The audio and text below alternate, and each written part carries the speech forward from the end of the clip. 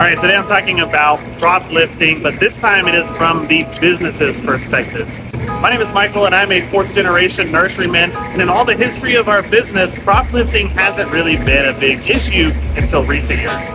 Okay, so if you don't know what prop lifting is, it could be something as simple as just grabbing some succulent leaves off the ground that have fallen off, or it could actually be going in with intentionality to flip cuttings or propagate these plants and actually taking them, sticking them in the purse, in your pocket, down your shirt, and taking them home to propagate yourself. And so this is what I would consider like the class A misdemeanor.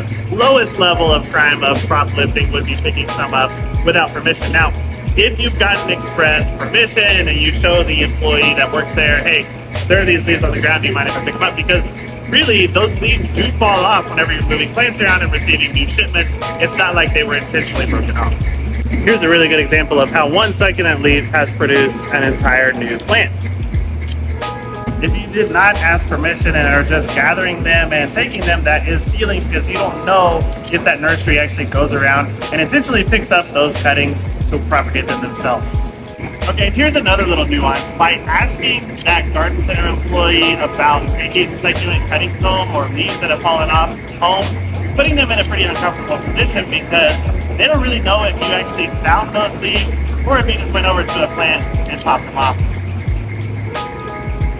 Okay, and then there are the even more serious prop lifters who will actually find cups or cuttings and actually rip them out of the pots, which is a really bad way to do it, but it does work a lot of times. And I even hear a lot of people on this app that will defend themselves or justify themselves by saying, well, I only do prop lifting at box stores. I would never do that to an independent garden center.